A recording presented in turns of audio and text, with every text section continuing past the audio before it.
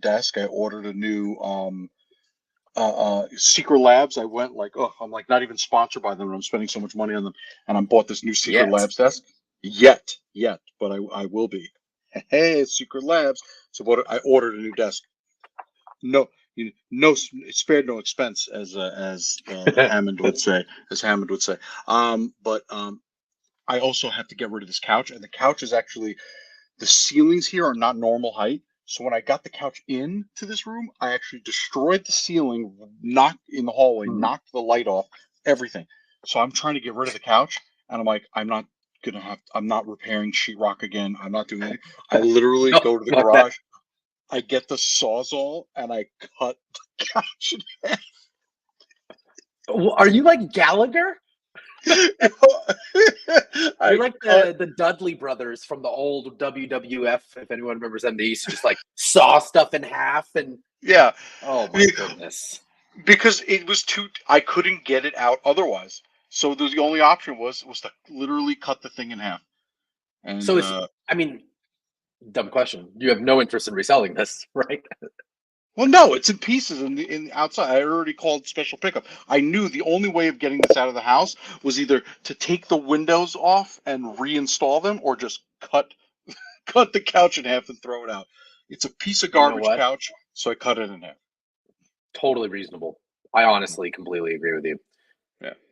Because the idea of having to take out, reinstall windows sounds like a pain in the ass. Like, windows are not there to be reinstalled. They are there for me to look out them longingly while I wait for my husband to come back from war.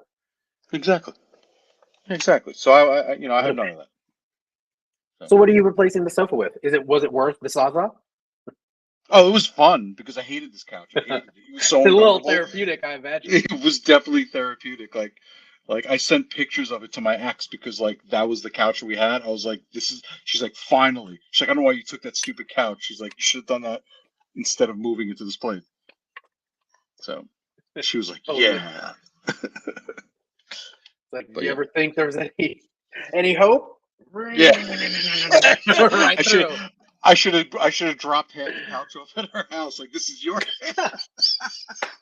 This is yours. Yeah. Like, oh God, he found it. It's like, I'm bringing your Pokemon cards. You want half of them? You thought I was going to divvy them out? No, I'm getting all of them together and I'm cutting them right in half. Cutting them right out. Oh, how fun. Well, another episode of Alex Should Not Be Around Power Tools. Hi, everyone. I wish we had like royal regal music to get ready for our Emmy. This is our Emmy show, our award season show. It's more of an award season wrap-up. Welcome to Fandom Social. My name is... Sorry. I was beatboxing for you. I was beatboxing! Let's be honest. The beatboxing was for you.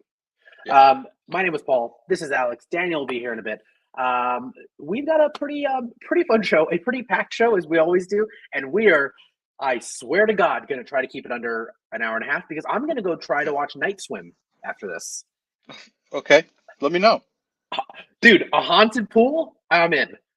Okay. I haven't been so excited to see something haunted on the water since Ghost Ship. Do you remember that film? Oh my God! Did we never talk about the opening of the intro where everyone gets freaking cut in half? Amazing, man!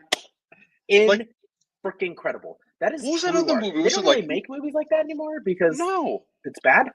Yeah, but like there are some movies that have like an opening minute that's worth just watching the opening. Not opening minute, obviously. Like I think it was called like Ninja Assassin or something like that. Do you remember? It was like this big deal a few years ago. It was a big deal. This movie, and like I watched the opening 5 minutes, and I was like, I'm good. I've seen so much horrible violence. I think I got the whole movie. I really don't think there's more than that. If anyone else has heard of this movie, I'm pretty sure it was called Ninja Assassin. I hope one of you can validate Alex's contribution to you were like 6 when that came out. It was 2009. I don't know. My parents were pretty lackadaisical with my upbringing, so I saw a lot of stuff I shouldn't have. But welcome in, everyone. Again, if you haven't, like, comment, subscribe, and the notification bell. We really, really appreciate it. Comment, invite people in to come watch. This is going to be a fun show. I'd really like to get some more folks in here to hang out with us. So what we're going to go over today, we've got some rapid fire news. And then we're going to get into our award season show.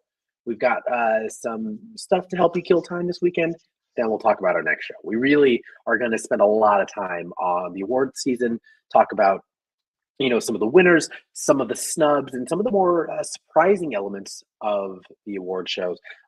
I don't really want to focus too much on the Critics' Choice as well as the Golden Globes because personally, I think they're kind of like the JV of the award season. I just kind of feel like, all right, cool, you won an award and you won another. Calm down. We don't need 40 award shows. Give me 3. Give me your top 3 award shows. I don't need to keep going. Yeah. Once People you get to really 4, do you lost me. Really only care about the Oscars and the Razzies. Truly. The Razzies, man. Mm-hmm. So yeah. One of my favorite Razzies movies, by the way. By the way, before we go, what's one of your favorite Razzies movies that like won a lot of Razzies? Probably like Final Destination 6. Oh, okay. It's a good one. It's a one that a lot of people didn't like because, well, quite frankly, it's not very good. But it is just one of those movies where you're just like, I don't, it's nostalgic. I'd seen all of the other ones. It's either 5 or 6. It was the one that was like made way, way, way after. When they try to traumatize all of Gen Z, it didn't work. They're already traumatized. So they got us pretty good. Norbit is mine. But Norbit. Norbit is so bad, but I Tracks. could put that movie up. I could put it on any day of the week. I'm like, this movie. Anyways. Laura says, but Harrison Ford getting a Lifetime Achievement Award on Critics' Choice was nice. We will talk about Harrison during this award season. I feel he's had an interesting award season. Again, to everyone, hello, Laura. Hello, Steve. Steve says, I used to watch award shows religiously, but I've fallen out of habit the last few years. I think that is about the norm, Steve. You religiously as well? Habit, because like a nun, religiously habit. He's out of the habit. It just all works. Mr. Kennedy, what's up, bud? Janice, hello. Hey. And then, Great Scott. Hello, sir. Hello. And a Galgano. Did you say Galgano? Anyways. Did I miss a Galgano? Oh, I'm sorry, John.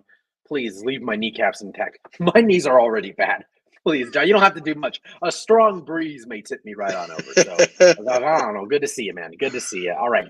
All right, let's move this along here. First and foremost, this is a bit of... This is like continuing within the lore of fandom social importance and things that we all collectively find important. And that is that the creators of Winnie the Pooh, Blood and Honey, share a new image of a Pinocchio horror film. Let me show you guys. This is the image. It's called Pinocchio Unstrung. And that's the image. That's actually a really great image. Like. Do you know who drew that? It's pretty sick. No clue. I would love to know. Yeah, it's very creepy. So Pinocchio Unstrung is the newest horror film announced by Jagged Edge Productions, which is who has made Winnie Pooh, Blood and Honey 1 and subsequently 2. Plot details are not revealed, but a teaser image and possible trailer will be coming up for Pinocchio Unstrung during Winnie the Pooh, Blood and Honey number 2 at the end. They're creating like their horrible, horrible movie monsterverse. I kind of love it. They're doing better than Universal did with that Tom, because they're still going. They are. The Tom Cruise movie, they at least have something going. What's up, Tenchi? Yeah, Steve says if he doesn't deliver there are no strings on me. Yo, let me just tell you, Paul. So great. I love that. I love when Ultron says that. That's one of the few parts of that movie I love. But he does a little bit like Steve. Poor Steve Buscemi gets up from every side. He's gonna look at Geppetto and be like, Geppetto just keeps doing this weird voodoo to me. I think he's just waving.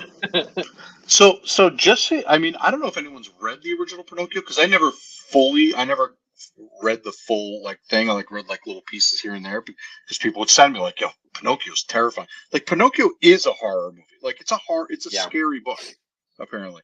Because I just keep Mike Mignola, who does Hellboy, is his favorite book because he says it's so scary. He says it's so scary. Enough said. Yeah. So. Yeah, it's a very creepy story. And I do like, while none of these films are, they are in contention for Razzies, of course, but they're not going to be these great, great films. I do think it's cool that they are doing this. Like, I think it is important for the preservation of this IP, because it's either you really like it, and you're like, oh, this is great, like it's super metal, like destroy it, or it's like, it sucks, I'm gonna go watch the original Pinocchio. It's a win-win for the brand. I also think that's why Disney, even though they legally can't, will seek no legal action on this, because it's all press for them. Yeah, I mean, and they legally can't. Yeah, of course. They legally can't. Pinocchio is even before Disney, whatever. It's always been. You just can't have a. Oh my God. Steve Nora says, too bad Dumbo is in public domain until 2037. That would be a great horror movie. January 1st, 2037, Jagged Edge Studios will be announcing their Dumbo movie. Yeah, same day. They are on the ball. Yeah. Yeah. Probably. Yeah. Horror. Yeah, Nysa says, Kids Turning into Donkeys is terrifying.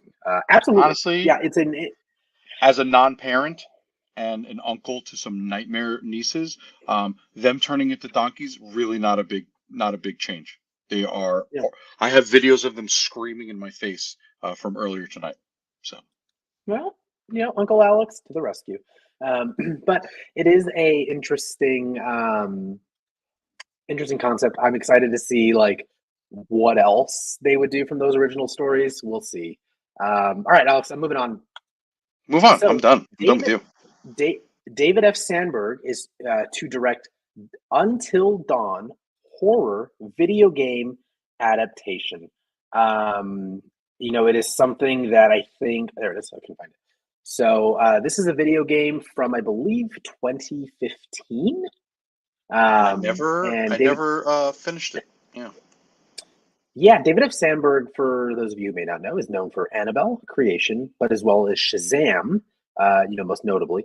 And he'll direct the film adaptation of the PlayStation horror video game Until Dawn by Screen Gems and PlayStation Productions. Notably, Hayden Panettiere and Rami Malek were in the game. Like they did mocap for it. Yeah. So it'll be interesting to see if the game comes back. Essentially, it is a horror survival game where you and your friends go up to this location, this cabin in the woods type place. Shenanigans ensue. You call for help. Help answers, but they cannot come and get you until dawn. So, hence the name of the game. I do think that will translate into a movie. Well, this seems like it should be a show, though. I don't like to pull that card where like everything could be a show, because it could be, it can be extended longer and longer. But this definitely seems like it can be a show, or rather than multiple movies. What do you think?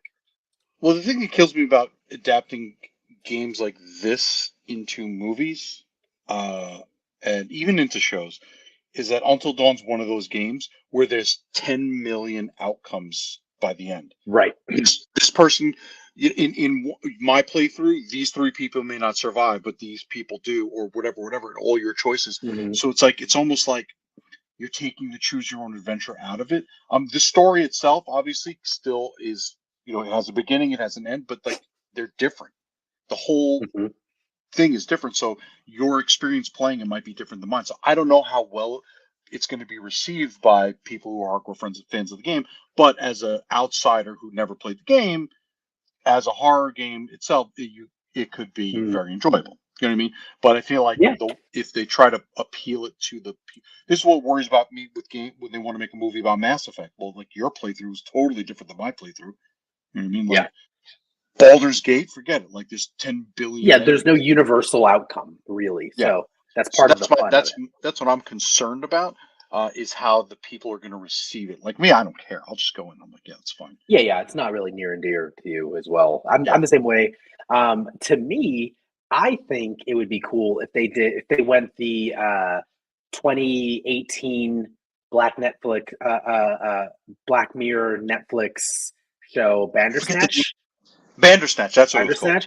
Where it was live action and it was sort of like choose your own adventure. Like that would be an interesting use of that technology for this type of game. Especially for something along those lines.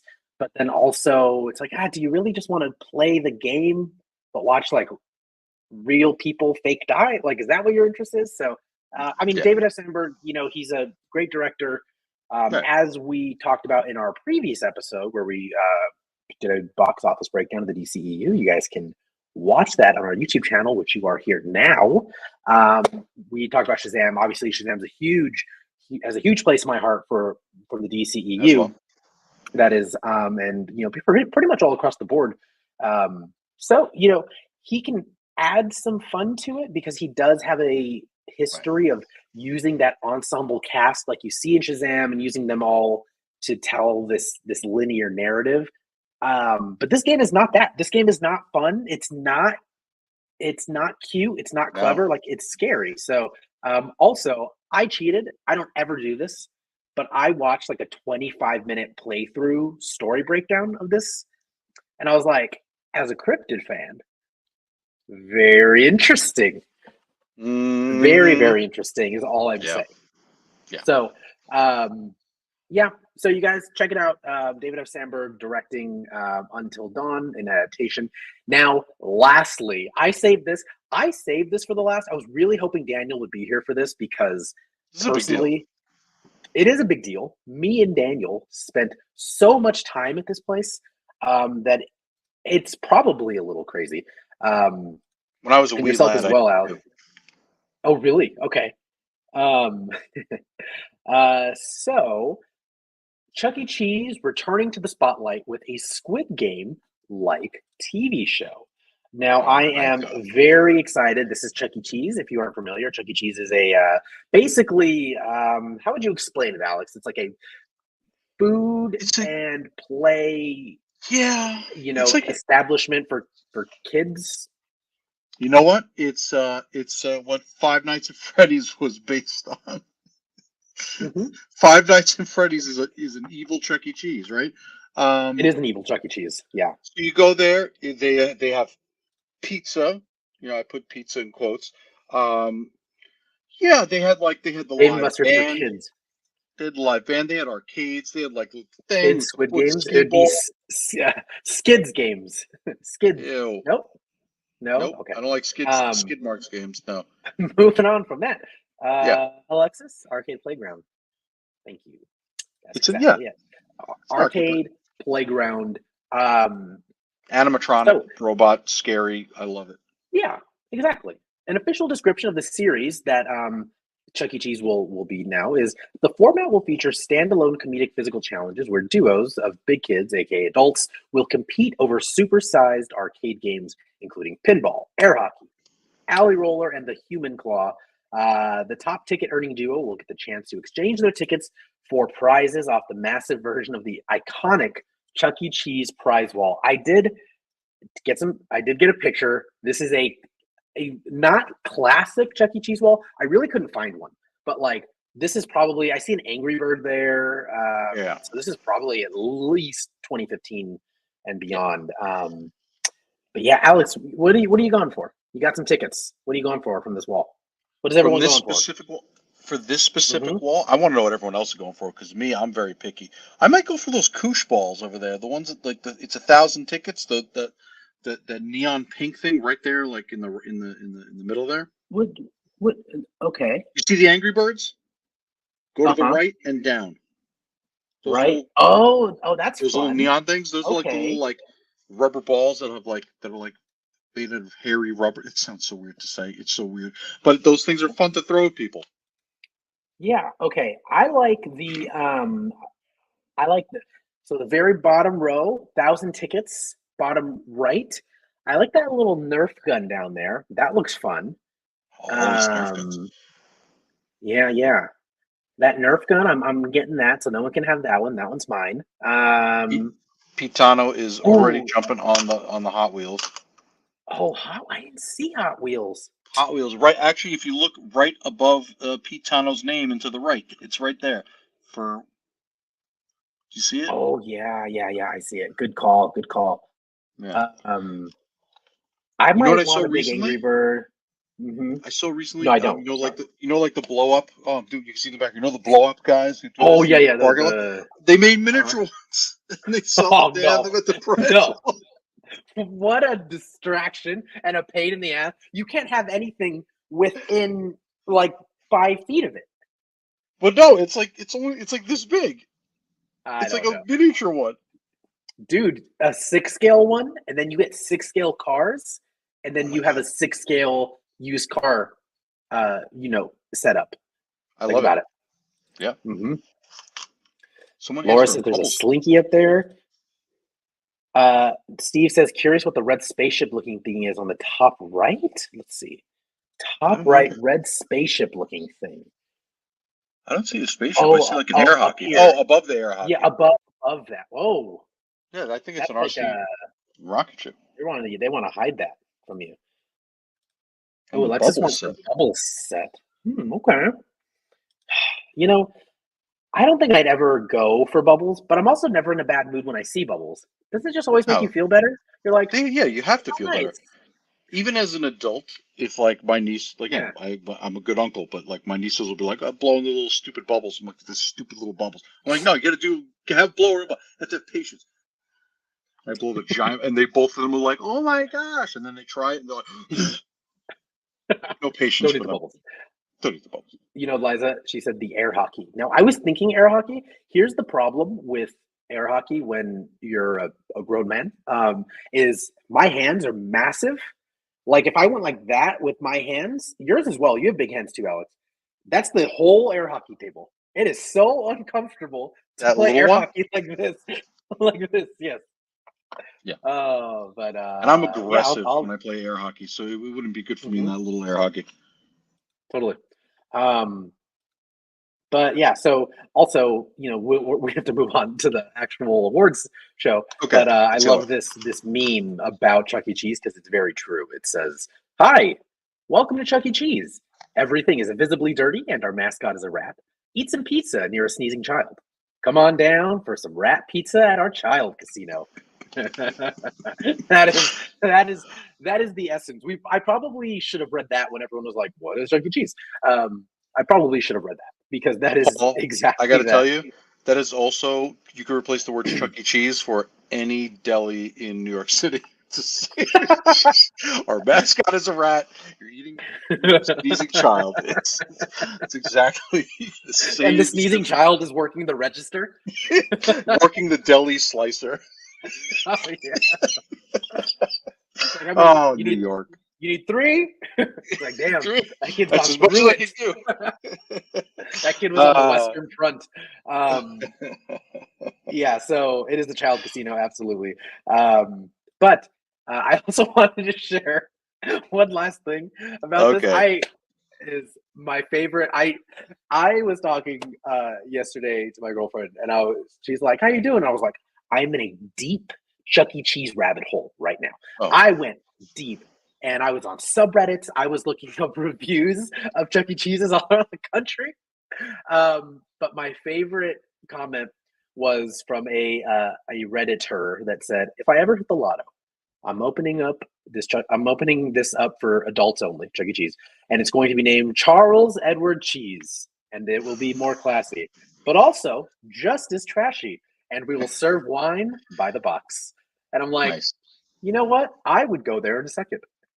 That would be our first sponsor. Is like, hey everyone, welcome to Fandom Social, not real people. Today's show sponsored by Charles Edward Cheese, wine Charles by the box. Charles Edward Cheese Esquire.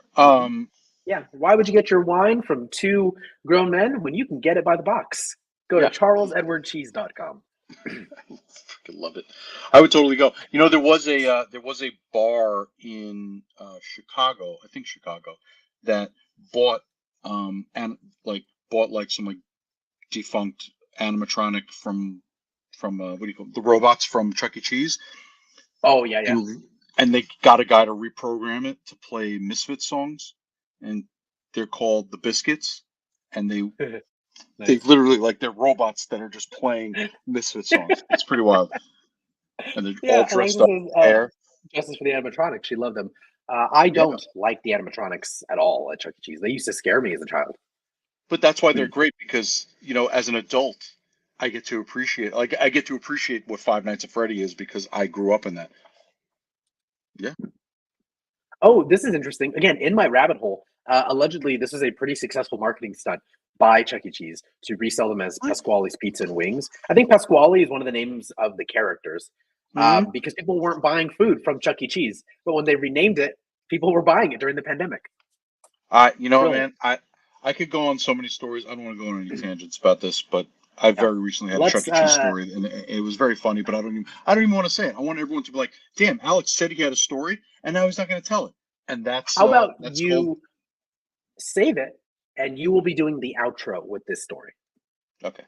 It's not really that good. In the okay, then think of something better. So in the meantime, we did have someone say, "Can you please?" Amy Scott, thank you very much. Says, "Can you talk about the cancellation of Our Flag Means Death? Has that it has led to allegations of insider trading by the CEO of WB Max? Behold the power of fandom," she says. So yeah, Our Flag Means Death was canceled, and it did lead to some investigations onto insider trading. And once certain shows are canceled, and when there are certain amounts of shows per quarter, and they're projected like this will push this quarter and this quarter. Well, once those numbers come out, and stock prices go up and down, so they're canceling stuff so that they can double down or pull out their money when that show will affect the numbers in quarter 3 or something. So there's an investigation ongoing, which is very interesting. Maybe that will lead to it coming back. Even though I didn't love season 2, I still wanted season 3. Yeah, truly was not. I didn't. It was not very good. I wasn't a huge fan of it. It was very shocking to me to see season 2 of that show, of Our Flag Means Death, end the way it had and go the way it did, when I was just like, Reservation Dogs is right there, and it's brilliant. It's beautiful. Like it sort of seems like this background project that he being Taika Waititi and his production team had done, and they're just like, it's just not like clicking. I don't know what it is. Maybe Jermaine Clement is not helping on it anymore, but yeah, it does add to an interesting point with WB Max Discovery. I don't think it's David Zaslav who Amy Scott was referencing, but yeah, lots of insider trading. It does happen. Amy Scott, thank you so much for sending that story in. Guys, send some stories. When we do these, we do, pop culture news type shows, about twice a month now. Send them in. Send them to me. Send them to Alex. Post them in the group. We'll do our best to cover them. Amy Scott says, love season 1. Season 2 is disappointing. Still want a season 3. I think Alex would agree with that. I could be good. I'd be fine if we didn't get a season 3, but I'm outnumbered here between you and Alex. Okay. All right. With that, we are ready to move on to our awards show breakdown. I'm going to ask you 2 questions. Answer them however you feel fit. What? Do you still watch award shows? Are you excited to watch them? Potato chowder. So no. Second question. You said to answer it however I wanted. You shouldn't have given me that much of an option. But honestly, I kind of got what you meant by potato chowder. We spent too much time together. That's really weird that you got that.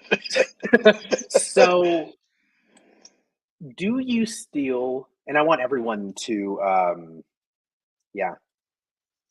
Sorry, just harkening back to that. Amy, this story made me tailspin, and just sort of deep diving as well. He sold stocks right before it was announced it was canceled. So, yeah, it's all it comes down to. He was the CEO of Warner Brothers, so maybe not David Zaslav. Maybe I don't remember his name. I read that kind of late last night. But yeah, it really, really sucks. They do it all the time. What happens? Just look at what happened with the CW during the superhero era. That stuff used to happen all the time, where they would allegedly just greenlight shows. They would get people excited. They would buy, and then sell low. So really, really sucks. But anyways, back to award shows. My second question, Alex, do you feel that award shows are a good measure of what is prevalent and important with content. Like with the Grammys, with the Oscars, and let's say the Emmys, these other award shows, and I want everyone else to answer this as well. Do you look at them and it's like a recipe for like, this is what the popular media is saying is good, it's worth watching? Or do you feel like we as a society have like passed finding relevance in award shows? I 100% have, aside from watching Ricky Gervais verbally abuse millionaires, yeah, being a millionaire himself, like verbally abuse his peers, I have no interest. I've not had any interest in. I don't care who wins. I don't care who gets nominated for the most part, because I don't buy that these people. I mean, the Oscars more so because it's such a wide cast web of. I trust them more because it's just a widely cast web of people who get to pitch in their opinions. But things like most of these awards, like it's such a small group of people. I'm not going to take your small. I'm not going to take your small group of people's opinions, because I believe every single one is pretty much bought and paid for. Which was constantly a joke that they would say at the awards, because it's almost like hiding in plain sight. You have the host be like, "Yeah, and I bribed the guy, and no, this guy wants to hang out with Charlize Theron. That's why she was nominated. That's why The Martian was nominated for a comedy, because they were desperate to hang out with Matt Damon." Like, these are the jokes that they make. Yeah. And I'm like, I don't care about these people anymore. I don't care about their opinions. I'll let everyone else answer. I'm curious what you guys all think. Like, do you guys watch the Emmys for TV, the Oscars for movies, the Grammys for music? Do you watch these and you're like, oh, I didn't know that, like, that this person had a new movie. I didn't know that. Is this a nice curation of content for you to be like, oh, I should be watching this stuff? Because like not everyone can be like me, where I obsess over everything. I obsess over movies every single week. And I am going out. I am dragging my girlfriend to watch Zone of Interest with me, and like she hates it, and I'm like, but it's important. It's an important film. I loved it. Okay. I haven't watched it yet. It stressed me out. She didn't hate it, but she was definitely like, this is a you movie. It is definitely the type of movie where it's like really artsy. It's by the guy who did Under the Skin with Scarlett Johansson. Mm-hmm. So very artsy movies. Yeah, I forget his name, but it is one of those films. But anyways, like there are tons of films like that the Academy recognizes for their cinematic achievement in acting, in directing, in cinematography. And then there's also movies that are like, the Oscar, that are like, the Transformers movies, where you're like, these, or like Mission Impossible is a good example, the new one, where like that movie's not, it's not polishing, anything it's not polishing anything in the cinematic, universe as a whole that hasn't been done. But the movie kicks ass. It's fun. There's practical effects, and it's dope. But the Academy will never recognize that. So I think that's, it's like fun versus function, and and a little bit of formality in there is, I think, what drives people away for some of these award shows, because it's like, I don't like any of that. That all sucks. Plus, again, I mean, and that's why I bring up the Ricky Gervais thing, is that like, okay, you're a bunch of people who are patting yourselves on the back. You know what it reminded me of? There was this one award show, and I just watched it. I watched the whole award show, and there was this video montage about how important movies are and how important and all this stuff. And I was like, it reminded me of that scene from V for Vendetta, where like the Grand Chancellor was like, "We need to remind them why they need us," and I was like, I'm like, "Oh, I'm sorry. Are you trying to make us feel bad for what? Because whatever." Anyways, I sat through trailers. I'm very traumatized because I sat through trailers when I went to go see the Book of Clarence. You're so brave. You know how horrible that is. And I just look over my friend. I'm like, you don't understand. Like every trailer I see, I just see swaths of people without homes. But they made this movie. They made this terrible trailer that I'm The watching. Beekeeper. Forget about the Beekeeper. No, they made Godzilla Kong 45 with like Purple Zilla and like Robo Kong, and I'm like, they spent so much money making this, and people can't eat. Like, that's where I go crazy. If you're gonna make art and have fun. Make fun. Make fun stuff. I get it. I love Mission Impossible, but like when I see that, I get mad. And that's what the awards make me think of. I always say I'm a huge football fan, so I love the Super Bowl. But the Oscars and the Emmys, even maybe the Golden Globes not so much anymore, but like the Oscars, the Emmys are my other Super Bowl.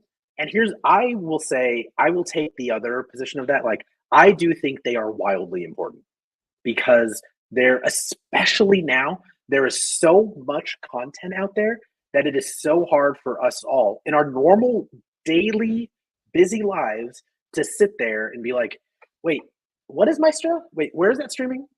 But it's good. Should I watch it? Because like right next to Maestro is the Squid Games show. Like they're right next to each other.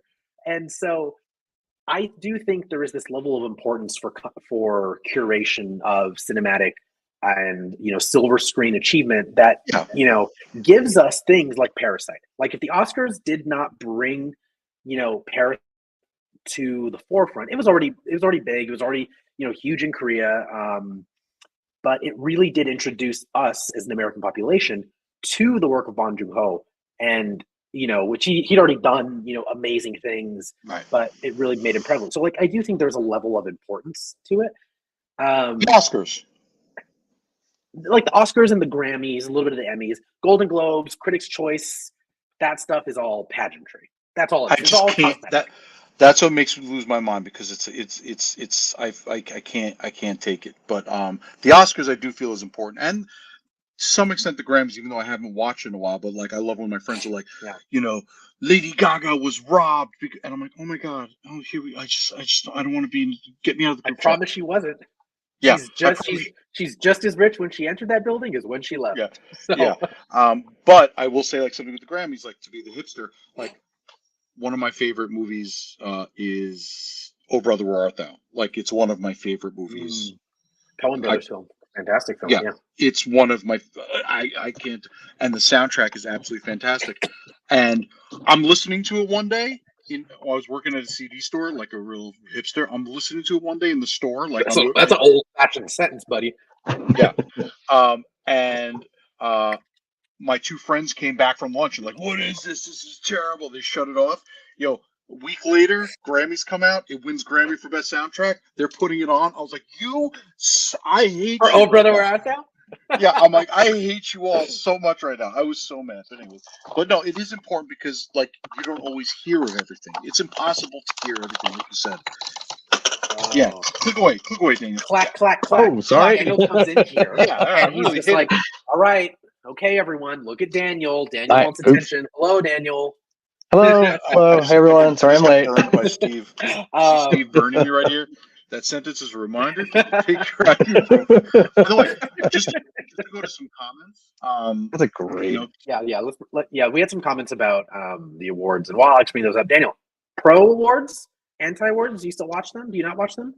I do watch them for the pageantry of it. I love seeing people get dressed up. I love seeing people like celebrate the movies. But I couldn't care less what the awards are like given to. Like if I enjoy a movie, great. Some of these like best picture winners I've hated.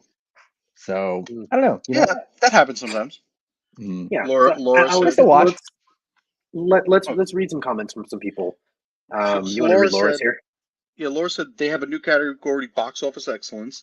So for movies that will never win many or any artistic awards, but made blockbuster money. And I feel like even with that, I feel like they still stuck with more of the.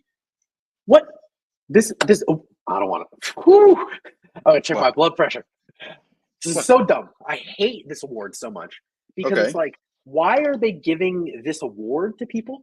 Do you know what their award was? The millions and millions of dollars that they made at the box office. Okay. It's like agreed. It's like Barbie winning this award, and I'm like, sure, but Barbie doesn't need any awards.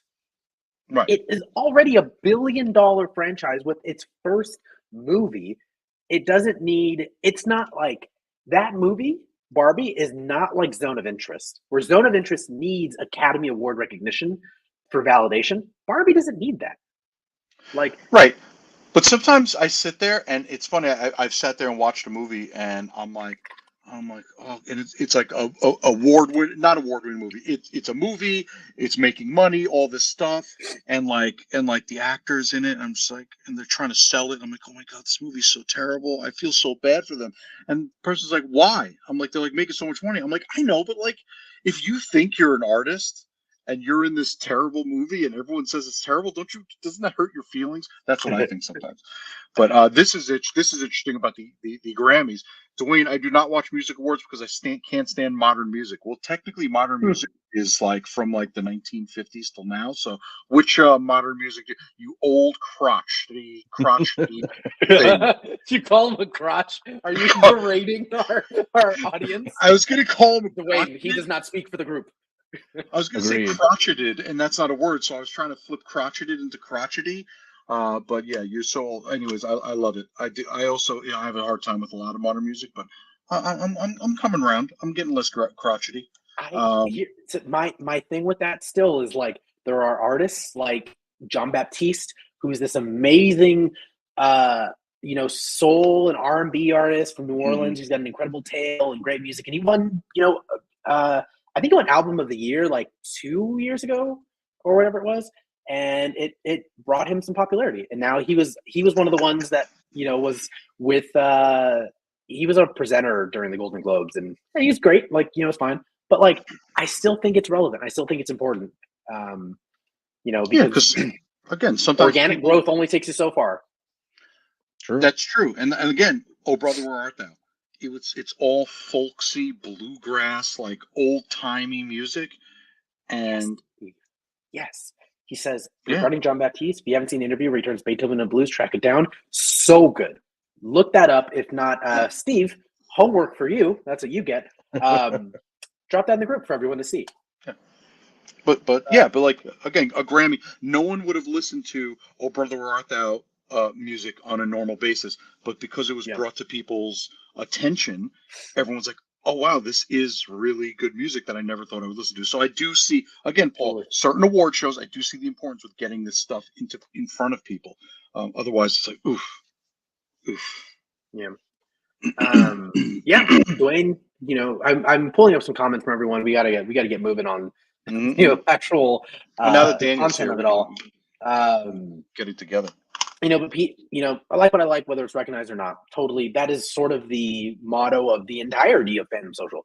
Like what you like, and don't be a dick about it. And I think sometimes with people who are in the Academy or they're in the Oscars, like, they're just like, oh, you haven't seen Current. There you go. He's like, oh, you haven't seen Anatomy of a Fall? Like, do you even like movies? Like, it's like, shut up. Yeah. Shut up. People like that. That's me. I will talk to people like that on movie Reddit forums because they're also insufferable assholes like me. But I wouldn't talk to a normal person like that. Like, it's like, dude, I'm also going through all the Pirates of the Caribbean movies right now. Oh God, I forgot that was on my homework. Oh yeah. Where can I watch? We gotta. Don't say Disney. You can't. You gotta rent them all. Okay. So that's fun. All right. Well, let's get going on some of the winners, some of the snubs. So, Daniel, I think you pulled in some of just the TV shows for the award season. By and far, the biggest winners: The Bear, Succession, and Beef. Now, The Bear and Succession, no surprises there. They've been cleaning up for like the last 2 years. I'm going to read you a list of some of the stuff that the Bear has won for. At the Emmys, it won Outstanding Comedy Series, lead actor Jeremy Allen White in a comedy series, supporting actor Yvonne Moss-Bachrach, comedy supporting actress Ayo Edebiri, directing and writing. The Golden Globes won Best TV Series, Best Actor, Best Actress, Critics' Choice, Best Comedy Series, Best Actor, Best Actress, Best Supporting Actor. Basically, all of the main characters in the comedy row, like, it just cleaned up. Is this something like, Daniel, you've seen The Bear? Oh yeah. Yeah.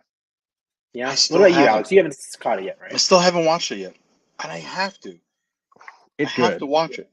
I have to watch it. I will watch it. I promise I will watch it. I don't know why I haven't watched it yet. It's nothing like I'm avoiding watching. I'm resisting watching it. It's just that at night I'll go be like, oh, do I put on The Bear or do I put on like Chainsaw Man for the 50th time because I'm trying to sleep? So I put on Chainsaw Man for the 50th time and go to sleep. Dude, I will say, while The Bear, it deserves every award. I am on my third watch through of it because I love it. It's become one of my favorite shows. It is absolutely not an easy watch. Like, it is anxiety inducing. It is wildly stressful, but it is beautiful. It's like a dark comedy. There's some controversy. Should it even be considered within a comedy? But it absolutely should. I don't think those, there's no basis in that. But it's really stressful. I have to sit in a chair. I have to sit in my chair that's in front of my TV that you guys can't see that I'm pointing to, and I need to sit and watch it, not try to like watch it at night. So.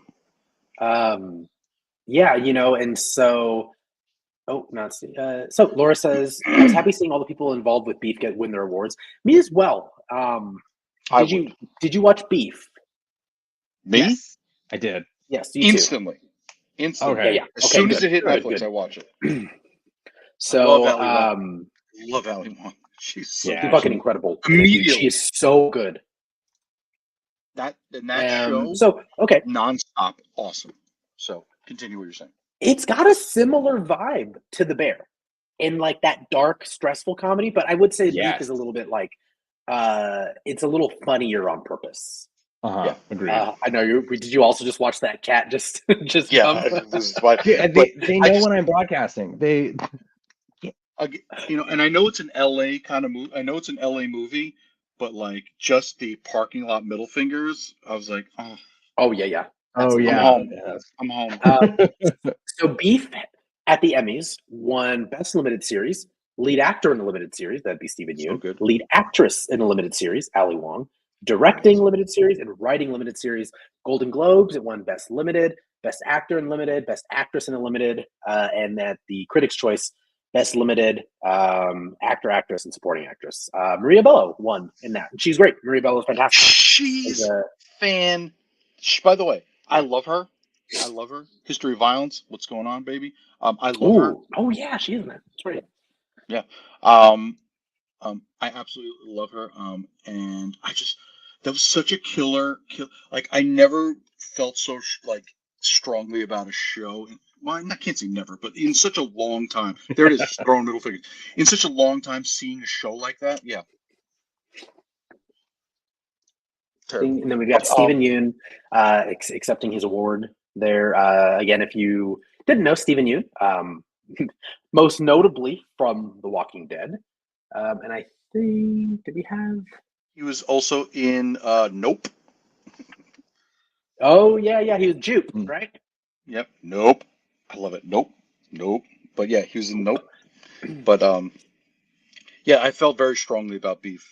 So for it to win that many awards, and listen, I don't need it to win the awards to feel validation, but I'm happy for them to be validated. Yes. It is a good validation and recognition of their talents. I'm not going to open up this can of worms. I'm going to say my sentence and then we're going to move on to Succession. It makes me feel good that Steven Yeun dropped out of the MCU because he feels like it's now beneath him. He hasn't said that, but I think we've all kind of known that like the MCU is no longer this golden goose. And Steven Yeun's like, I'm not touching the MCU. I'm not going to be this century character. He's like, no. He dropped out immediately. Yeah. Good for you, Steven Yeun. Moving on to Succession. So Succession, as per usual, it cleaned up. It's going to be really interesting next year to see what fills the void of Succession, because Succession for the last 2 years, if you guys haven't known, has pretty much won all of these same categories: lead actor, directing, lead actress, supporting actor, and writing. And that's all in a drama series. For the Emmys. For the Golden Globes, actor, TV series, actress, supporting actor, and the Critics' Choice, drama, actor, and actress. It's Kieran Culkin and what's her Snook? Sarah Snook. Sarah Snook. Yeah. Sarah Snook. And then we've got is this Matthew what's his name? Oh, Matthew McFadden. Yeah, and then Kieran Culkin, who dropped his dropped his jacket and is in his beef. His beef with Pedro Pascal. There was this funny meme during season 1, and I loved this meme. When season 1 came out of Succession, when it was all wrapped up, it was like episode 1. I'm not so sure. Episode 2, maybe. Episode 3. Oh yeah, I'm getting into it. Episode 4, Cousin Greg tattoo, and I was like, yeah, baby. Cousin Greg. There was an Instagram account called Cousin Greg Doing Things. It was amazing. And then when he won, I forget, I think it was an Emmy. When he won an Emmy, it was like Cousin Greg winning an Emmy. I loved him so much. But yeah, continue. I'll continue. But tons of recognition for that show. Again, essentially cleaned up everywhere. So it'd be interesting to see what fills the void next year. There isn't really anything right now that I can think would win. I think that's good. Like it's like it's like Kobe Bryant or Michael Jordan retiring from basketball. You're like, all right, now it leaves the room for everyone else to succeed. Mm-hmm. I have this feeling. I have this thing that I like to say. It's like every 10 years they should just wipe the A-list out. You're no longer allowed to act anymore, and just get some fresh blood in. Like I mean, seriously, these people can't hold. I don't mean murder them. I mean, you're not just get out of here. You should just be more specific, is what I'm saying. I said you're no longer allowed to act. You just focused on wipe them out. I don't mean because of death. Because of that, but like I feel like they need to give people a shot because it's just like these people. They're like the Supreme Court. They just stay there until they die. You know what I mean? Yeah, Logan's running celebrities, but not like violence. I mean, like Helen Mirren. Looking at you, Helen Mirren. Yeah, I'm looking at you, Helen Mirren. Maybe there's a future Helen Mirren that we'll never know. They're gonna oh man, I don't want to spoil season 50 of Only Murders in the Building, but you got this character played by what's her name, Meryl Streep, who's like fantastic, and she has to spend her whole life not getting recognized because there's already people at the top that are just never budging, like the Supreme Court. They just never leave. Just go away. Give someone else a shot. Sorry. Pro Helen Mirren, Alex Aronowitz. So, yeah, and then there are some notable snubs from. I love snubs. We really just covered TV there. We'll get into a little bit of the movies. I'm going to rifle through some of the winners at mostly the Emmys. We just don't have time to go over the Golden Globes and the Critics' Choice. But some notable snubs. Beau is Afraid. Best male performance by a male actor. Joaquin Phoenix was nominated, but he lost to Paul Giamatti for The Holdovers, which if you guys haven't seen, The Holdovers is, I feel, an instant holiday classic. I don't know if it's worthy of all of the Oscars recognition. Like, this is an Oscar where, like, it is. It's a fantastic movie, but like, pitted against like Oppenheimer, like it's not this. I don't know. I could be wrong. I'm curious to see what everyone else thinks, but. So another notable snub, Harrison Ford. He wasn't nominated for 1923 or Shrinking, which again, this is part of Alex's cabal of A-listers who he wants to get rid of all of. But he was fantastic in Shrinking, and he's pretty good in 1923. I assume. I'm not a Tyler Sheridan fan. Again, 1923 is like a prequel of the Yellowstone franchise, and he's in speaking of Helen Mirren. And Harrison Ford, get in your stagecoach and get out of here. Yeah, Tyler Sheridan shows are like the Palm Beach, Florida for A-list actors. Like that's where they go. They just go to his set. It was very surprising. If you guys haven't watched Shrinking, Harrison Ford, Jason Segel, they play a set of therapists who have a very interesting relationship. Harrison Ford is Jason Segel. You guys may know from Forgetting Sarah Marshall, official show of Not Real People. Yeah, the official. And they have a very contentious relationship. Jason Segel's all kinds of messed up and should not be therapizing anyone.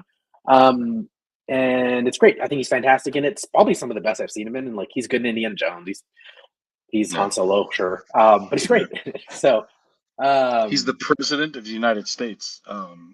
Air Force One, talking about awesome action movies that I could still watch. Air Force One, get off my plane. I'm sorry. Speaking of Air Force Ones and people who wear them, Sofia Coppola, another snub. She wasn't nominated for anything. Priscilla was. So I'm wrong. Kaylee Spaney, I think her name is, who played Priscilla Presley, was nominated and I believe lost for best female performance in a drama. I think she lost. But Sofia Coppola's director, Priscilla, really all across the board at the Emmys, was not nominated. I know whether you liked it or not, it just seemed like Sofia Coppola's movies are usually recognized in these events, and they weren't this award season. And you know what? Sometimes maybe they don't need to be, because maybe there are other people who need to get shit. Oh my god! Get out of here, Coppola! We don't need another Coppola on the board. Anyways. No, we don't. Laura says Harrison Ford was so good in Shrinking, and he hasn't really won all that many awards. He's done too many blockbuster type movies, not so many artistic ones. Yeah, that is. Yeah. You know who, to me, that exact sentence represents? Tom Holland. That is Tom Holland's career arc. What do you mean? Oh, where Tom Holland is going to do all of these blockbuster films, but he's never going to be recognized by critics. But that's his choice. I think he. Oh, totally. No, but I'm saying is, I think he's made enough money that if he really wants the recognition, he's young enough now. Care. Yeah. No, I'm saying if he wants the recognition, then now's the time to start working for it because he's still so young. He shouldn't wait till he's Harrison Ford's age to be like, I want to do some Oscar things now. Like he shouldn't be. That's a good Harrison Ford.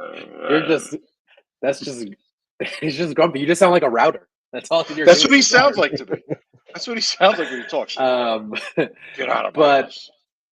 Yeah, honestly, I see that though. Tom Holland could go the Daniel Radcliffe route, where Daniel Radcliffe never has to work again a day in his life, so he just does all these weird movies like The Swiss Army Men, which is he wants to do. If you guys haven't seen it, freaking love that Swiss Army Man, where he plays a farting dead body that's also a boat.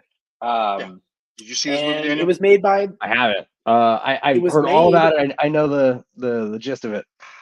It was made by your coworkers, fellow Daniels. It was made by the same dudes who made the Everything Everywhere All at Once. Guns Akimbo. Yeah. Wild. He just does what he wants.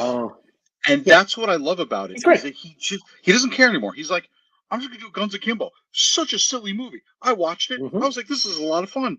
It's ridiculous. Elijah Wood. He's in Wilfred. Yeah. Elijah Wood. Wilfred was fantastic. But it's funny. That's funny, Tenchi. What did he win a Golden Globe for? How do I not know this? Jingle All the Way. Let's see. What is it? Shut up, Booster. Last Action Hero. True Lies? Maybe True Lies? Because Last Action Hero is his best film, hands down. Horns. Let's not forget about Horns. I think that's a Radcliffe one where he plays like the demon. Yeah, and I liked Horns, but I'm being such a hipster about it. I read the book, and I was expecting a little more out of it. But man, I did love the movie. But I want that poster now. That poster for that movie, where it's just like a burning ember outline of Daniel Radcliffe with horns. Oh, I love it. Sorry. Tenchi, oh my God, what did he win the Golden Globe for? Now I'm so curious. Spit it out. I don't want to look it up. I hope Best Action Hero. His greatest. He went for Best Acting Debut in Stay Hungry in 1976. The hell? What? It should have been for Hercules in New York. They were just handing him out back then. Yeah, seriously. Or Predator. He was pretty good in Predator. He was fighting an alien, is all I'm saying. If it bleeds, you could kill it. Fantastic. I look like I'm covered in mud right now. Yeah. I can't do the noise, but Daniel, squeeze one of your cats. We can make the noise. I'm looking for one. I hear, Predator. They can make the Predator noise. Your cat's like, the hell, bud? Stop. He was a nominee for Junior. I don't know. Stop.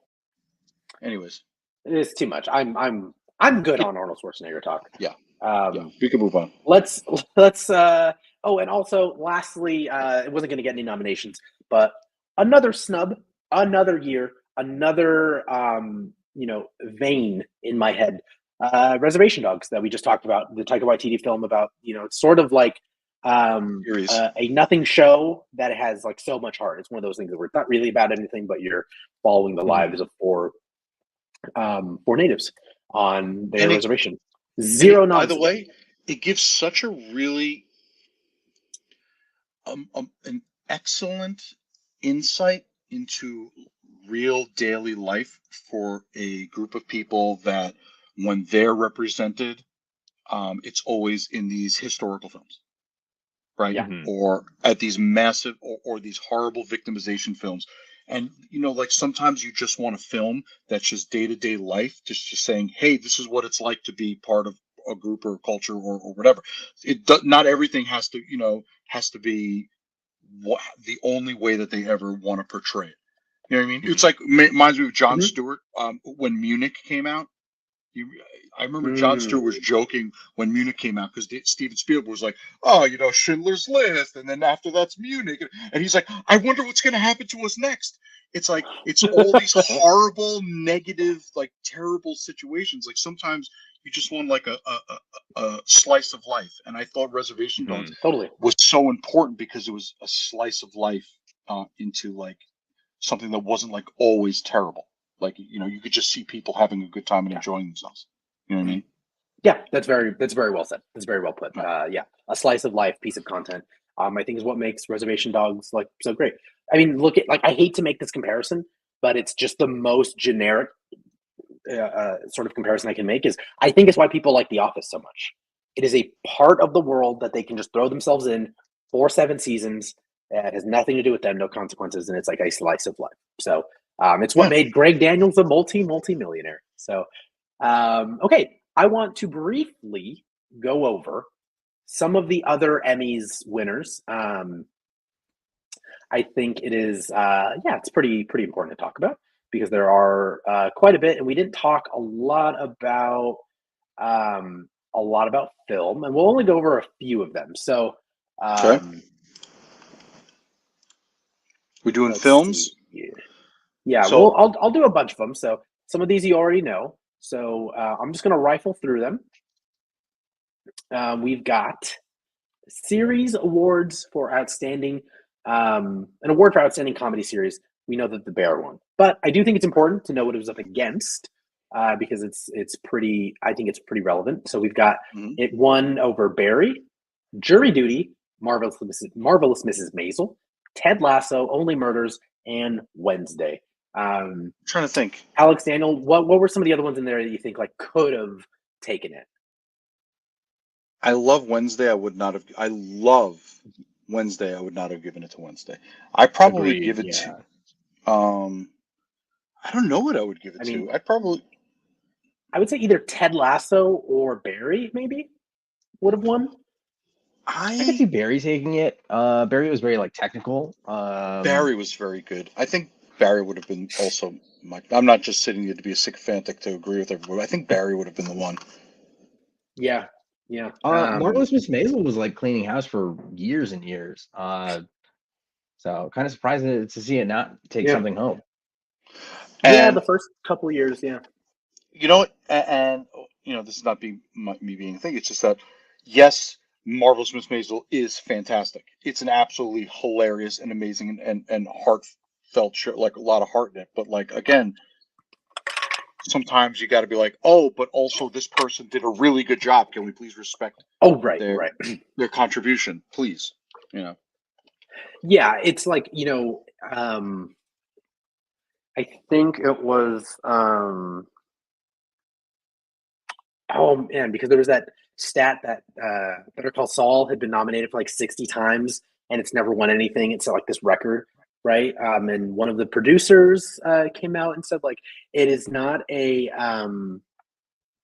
knock on your show. It's a recognition of how good the competition was. Like what shows like that, like like when you're up against Barry and Ted Lasso, like and you still win as the Bear, like those shows are mega hits and they are shows at the top of their game. Not that the other ones weren't, but like like Wednesday had a certain demographic. It was pretty good. Like Jenna Ortega really blew up after that, rightfully so. And there's all these other shows. I mean, Only Murders in the Building. Like, I think it kind of I think that's one of those things, Alex, that you were saying. They really wanted Steve Martin in the building, so they really just wanted Steve him. Martin. Yeah, I didn't like season 3, by the way. I really didn't like. Yeah, same. Neither did I. Daniel didn't like it either. This is the second Susan Lucci reference of the night. I already got picked on for that once. Okay. Yeah. Pete Tano says everyone's talking current television while I'm binging 7 seasons of Elementary. Yeah, Elementary. He's a really good Sherlock, and Lucy Liu, I think, is in that. Watson. She's a great Watson. Okay, so we've gotten through one. We've gotten through one of them. Look at that. He is. Yeah. Oh goodness. Another Susan Lucci reference. Crazy. Oh, okay. So I wanted to talk about also lead actress in a comedy series. Quinta Brunson won for Abbott Elementary. That was really rad. Sorry, Daniel, you didn't know that I was going to read all these, so I know you don't have any graphics, but don't worry about it. But if you guys haven't seen it, yeah, I've seen a few episodes of Abbott Elementary. She's fantastic. Funny, really, really smart show, and again, another slice of life.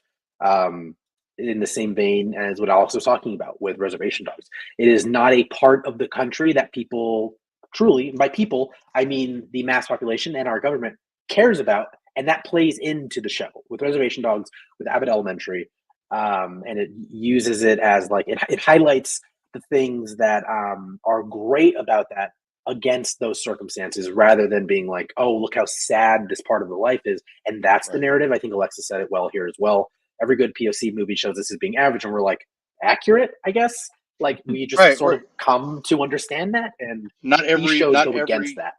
Not every school movie has to be Stand By Me. Some of them can be Abbott Elementary. You know, it's like, I love Stand By Me, but I mean, Abbott Elementary also shines a light on the same exact issues, but it also shows people just living their lives. And it's nice to have people just living their lives. You know what I mean? Totally. Look at this fact. Tatiana Maslany has only one Emmy, and she played every character on that show. Wow. I'm surprised she didn't win one for She-Hulk. Yeah, it's good. Anyways, I'm stirred up. So I will never forgive Marvel for what they did to Tatiana Maslany, who is a freaking gem. Any hoozle. We've got, let's see, there was another one that I wanted to bring up. Please hold. Was it Ninja Assassin from 2009? Oh, sorry. It was not. It was Outstanding Supporting Actor in a Limited or Anthology Series or Movie. Paul Walter Hauser won for Blackbird, which is a really, really great show based on a true story on Apple TV, where you've got Taron Egerton from the Gentleman's series. What are they called? The Kingsman. The Kingsman series. He also plays the Gentleman's series. Yeah, it sounds like a strip club. I think he was in a movie called The Gentleman. Maybe, but it's like what are they called again? The Kingsman. The Kingsman series. He plays the main guy in the first couple, and he's also Elton John. So if you want to know who he is, fantastic actor. It's essentially, thank you, Pete.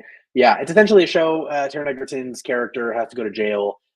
He's arrested for something, and they said, if you want to take time off your sentence, you'll get Paul Walter Hauser to admit to all of these, kills. He's a serial killer, allegedly.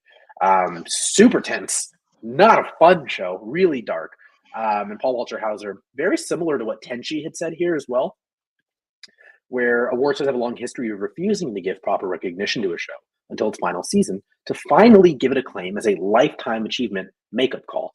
Something that's very similar. I mean, Paul Walter Hauser, this is not his first role by any means, but one of the first times I've ever seen him in anything serious. And he plays a really dark tone, then he's like silly. It's kind of all over the place. And they did something very similar. The show's over now. And so, like they gave Miss Flowers. It's a really good. I don't like it. Oh, really? It's really good.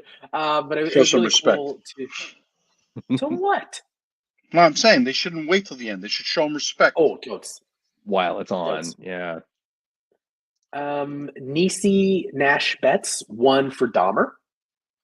Niecy Nash, Reno 911 fame. Right, and Claws. She was also in Claws, which is a fan. If you've seen Claws. Oh, right. Is that the animated one that you like? No, Claus is the one. I'm doing this. I don't know why I keep doing this. She's like a money She owns a launderer for nail like shop. yeah, she owns a nail shop, money laundering for like a Oh. cartel. And Claus. It's a really great show. You should watch it. It's really, and she was in it. But anyways, Niecy Nash coming out with Dahmer, coming out swinging because she was great in Dahmer. she's leaning real hard into the drama. I think lately. I feel like she's doing she is. She's fantastic, and she's really good. One of the best parts of Dahmer. I actually really like Dahmer. I have an issue. I'm a huge true crime fan, but I have a huge issue specifically with Ryan Murphy. Like he has this like fetishization of serial killers and stuff. Yeah, she is an origin. She is an origin, which I have not seen yet, but it's John Bernthal. And so Ryan Murphy is not very delicate. He's responsible for one of my least favorite things I've ever seen in my entire life. And it's me, not Glee. It's the Zac Efron Ted Bundy movie. Oh, okay. Hated yeah, it. He loves fantasizing about freaking serial killers. But it seemed like he learned his lesson. Dahmer was fine. It was good. And what's his name was channeling Jeffrey Dahmer. It was creepy. It was very creepy. Someone needs to check on Evan Peters, truly. Yeah. He is typecast as hell. Yeah. So we're at time. I'm going to rifle through now films that have won. So these are going to be the Golden Globes because, well, what do you think? Do you want to hear Golden Globes or Critics' Choice? Critics' Choice is more recent. If you guys care at all, the difference. Critics' Choice. Yeah. So for everyone who isn't familiar, Golden Globes is now owned by a new group, like a new sort of what's the word, like an association, and now it is spread cabal. A new cabal. Thank you, Alex. It is now, the voting is now open to folks from all over the world, different nationalities. Like they are very, very, very upfront pushing diversity. Like there are, voters from various regions of Africa, in Germany, and South America, where like traditionally it was a domestic, a forward type of voting association consortium. Ooh, that's a fun one. That's a good one. I like that one. Sounds like a Linkin Park album. So, and then the Critics' Choice are literally like, if we were a bigger show, we would be asked to vote in the Critics' Choice Awards. And it is more open to like the YouTubers, as well as, association up here. It's sort of like the JV of the Oscars, I always say. So, and being in Little League, I think like, Fandom Social is the Little League of this. Let's for now, but I'm saying for now we're in the Little League, so let's show some respect for our superiors. In all right, well let's do Critics' Choice Award then.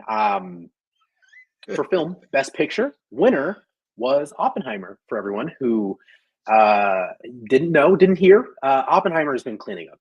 It is by far and away the front runner for Best Picture, for pretty much director, lead actor, and I think those big three. I think Emily Blunt is in consideration for Best Female Performance in a motion picture. I don't know if she'll win though, but she hasn't won so far. She was good, but she, I don't know if she's going to take it for everything. But I have a coworker who like wants to get into film, and he's like this like wannabe director. Yeah, I'm talking to you if you're watching. Say his name. Like Eddie. What did you say, Eddie. Say his name. Say his name. Listen, Just put it out there. Drag him. And he's like, they're saying this is Oppenheimer is one of the greatest movies of this century. I'm like, okay, this century is 24 years. Okay, this century. Okay, 24 years. I'm like, okay, cool. Perfect. So this century. I'm like, so he's like, I think that's crazy. That's BS. I'm like, you don't have to agree with it. That's fine. Like, what do you think is like, he's like, it's not a movie that makes me go, wow. It's like, I'm not like, wow, blah. I'm like, okay. So Eddie, I want to know. Like, what's a movie that makes you go, bah, bah? Like, I need to know, like, this specific reaction that you're saying. And he says The Dark Knight.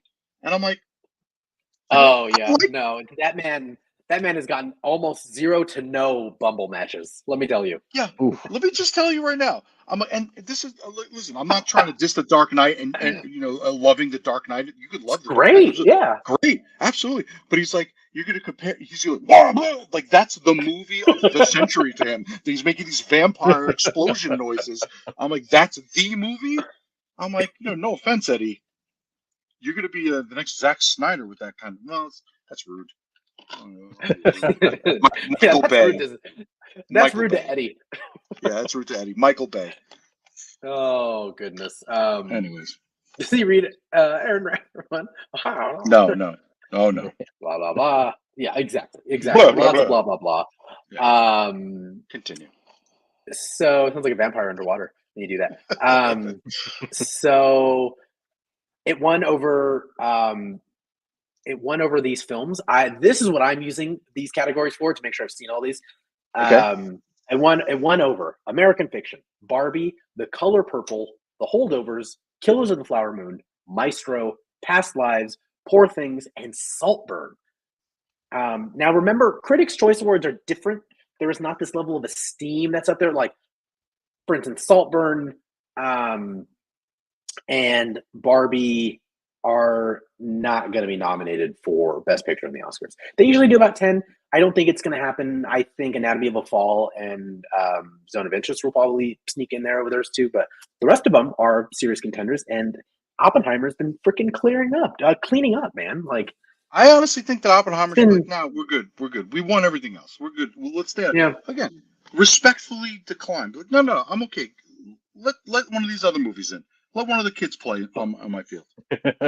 But so for Best Actor, we had Bradley Cooper for Maestro, DiCaprio for Killers of the Flower Moon, Coleman Domingo for Rustin, Paul Giamatti for Holdovers, Cillian Murphy, for Oppenheimer, and Jeffrey Wright for American Fiction, and Giamatti won for Holdovers, which that's surprising to me. That one is surprising. Like, I just think he campaigned better than Cillian Murphy. I think Cillian Murphy's going to win the Oscar, but it was interesting that he won for Holdovers, I feel. Yeah. But I mean, did you see his In-N-Out eating? No. Yeah, he's eaten two burgers, no fries. He was In-N-Out in his full suit, cummerbund, everything after the award show. With his golden globe sitting on the table with him. Oh yeah, with his globe, I guess. Well, that's like Weird Al does that with when he wins a Grammy, he goes and he's just sitting at the In-N-Out burger eating it, eating the. Is this the first time he's ever eaten it like The Rock, or this is the third time? In-N-Out? Yeah, wasn't that the joke with The Rock where he's like, I've never eaten here before. It's my favorite thing. So they Men in Black. They Men in Black him so that he stays in shape. Yeah. We have Best Actress, Lily Gladstone for Killers of the Flower Moon, Sandra Hüller for Anatomy of a Fall, Greta Lee for Past Lives, Carey Mulligan for Maestro, Margot Robbie for Barbie, and Emma Stone for Poor Things, and Emma Stone won for Poor Things. That one was surprising to me because Lily Gladstone has been cleaning up, rightfully so. Mm-hmm. Have you guys seen Poor Things or Killers of the Flower Moon yet? No, I've seen Poor Things before you did, Paul. You know this. Oh, you sure did. Yeah. I finally got to it, and she's great in it. Like, I think this is a career-defining role for her. Like, she's been great, but this is really good.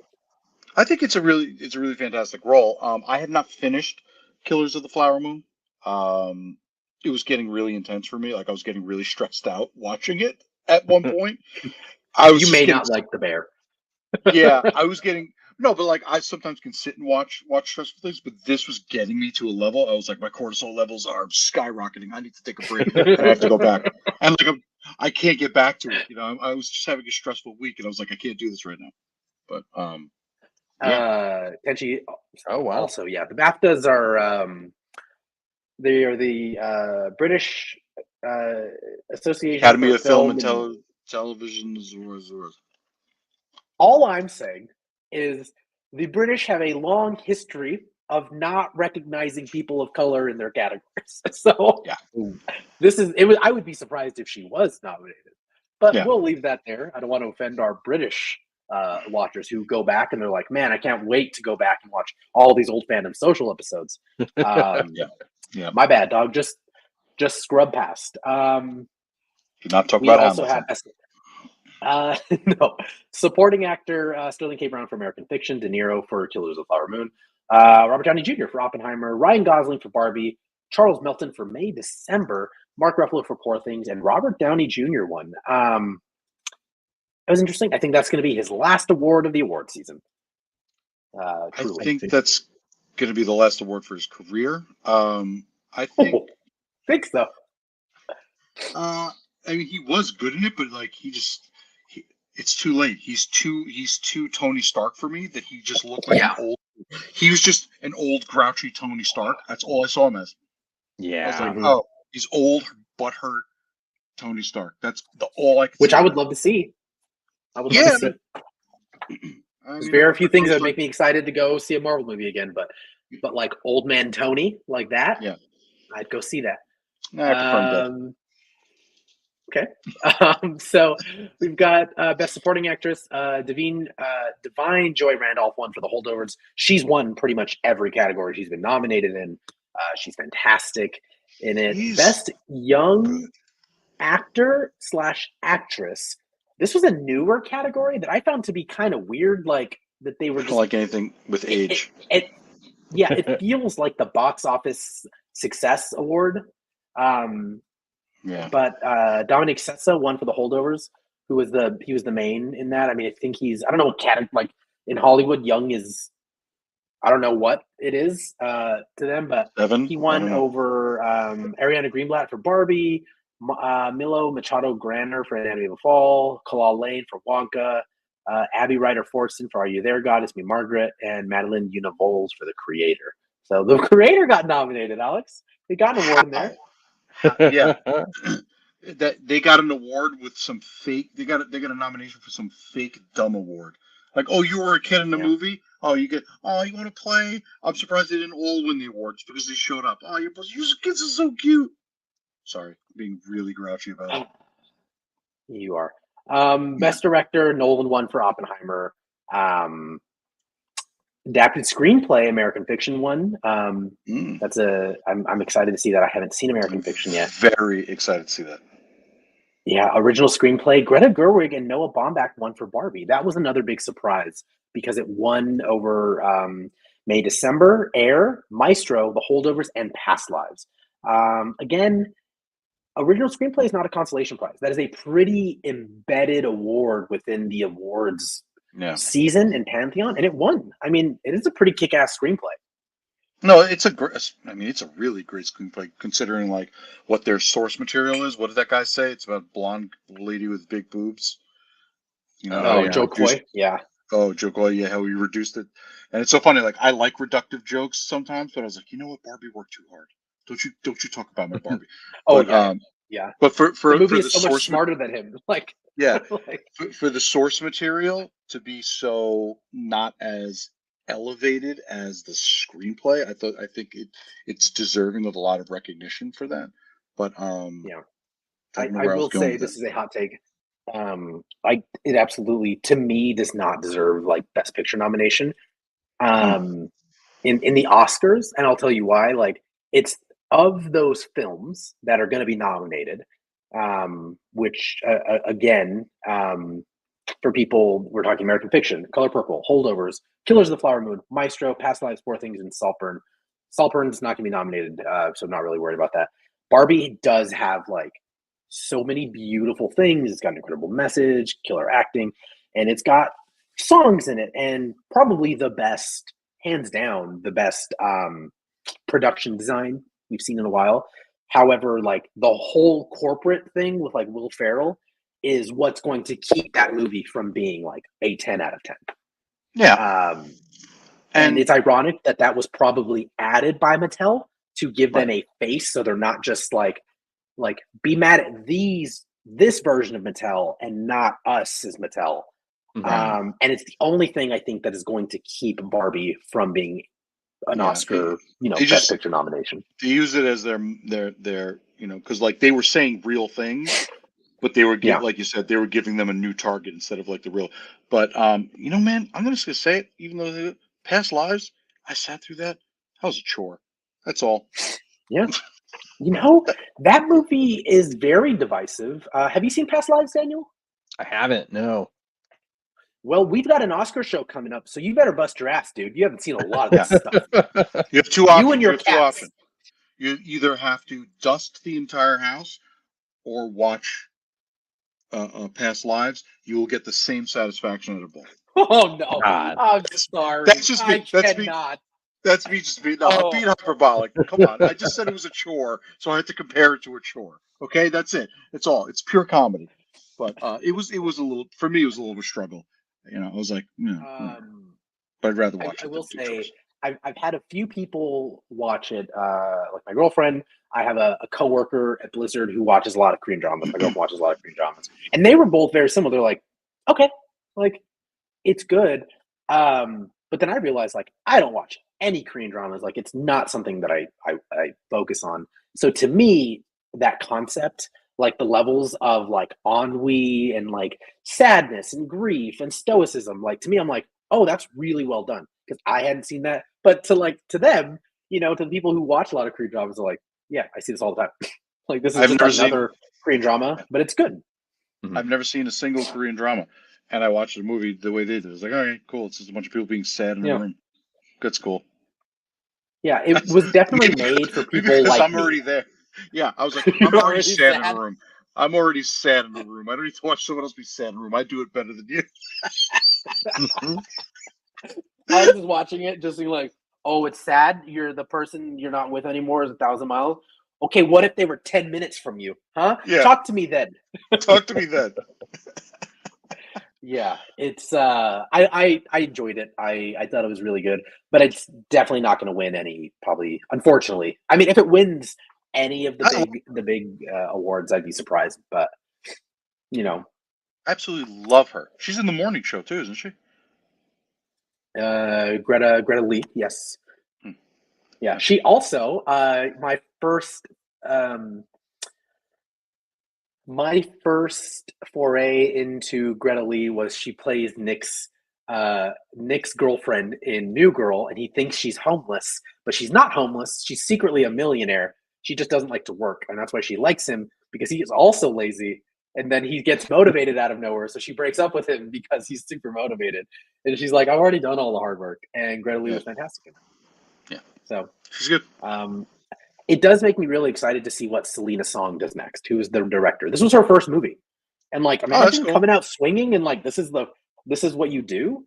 So yeah, Alexis says Past Lives is not an accurate representation of how well done Korean TV can be, and Alex is not a long distance lover boy. No, this is the longest relationship he's ever been in, long distance.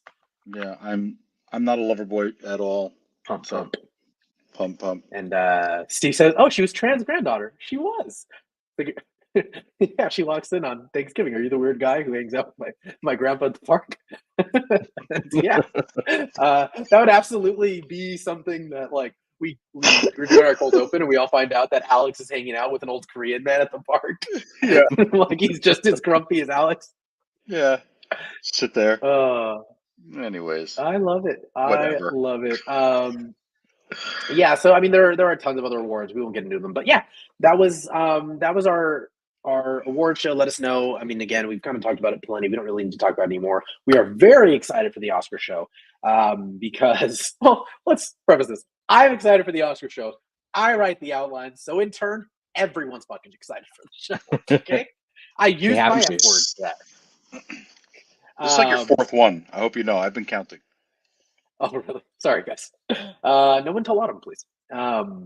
But with that, let's move on to another segment that we like to do, is how to kill time this weekend.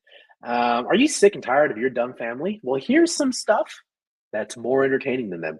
And I want to say thank you, guys. I'm the only one who contributed to the outline. So thanks a bunch for that. You two specifically, thanks a lot for nothing. I'll start. ISS is in theaters. It's Gravity, but in a made-for-TV movie. I did little descriptions. It's getting torn apart right now. Is it? Oh, really? Man, that sucks. I was totally excited to see it. I feel like you're lying to me. Daniel, are you going to run out and go see this? Probably not. No. Okay, Daniel just immediately lost focus as soon as he started talking about ISS. Focus, that is the visual representation of how little he cares about that movie. So this magic. Yeah, should be good. For anyone who's not familiar, essentially, they are in the International Space Station (ISS), and they are in the ISS. Some of the characters, they're Americans, there's Russians. They're having a happy-go-lucky time of things, and then they find out that on Earth, the American Russians go to war. So now they just can't. World War III, like World or nukes, that, whatever you want. Nukes going off. I mean, it's a not big deal. on labels, Alex. Okay. We'll just, Sorry. So yeah, it's out. It'll be interesting. I put some stuff on here that I'm just interested to see if other people are going to watch it. I don't know if I'll necessarily watch. I watch everything. But here's the thing: I'm probably going to watch ISS because it's going to be. I'm already going in expecting bad things. I already watch a good show about Russian-American tensions about the space thing, and that's on Apple TV Plus, and it's called For All Great British Bake Off. Yeah, the For All Mankind is doing it better. I'd rather watch For All Mankind. That's all I'm saying. Yeah, it's true. I'm almost done with it, by the way. Let's hope ISS. I wrote a joke, guys. Let's hope ISS is not ASS. So, take it. So, also another movie coming out in select theaters. There's not an exact release date, but it is supposed to be towards the end of January. Mm-hmm. It is Sometimes I Think About Dying.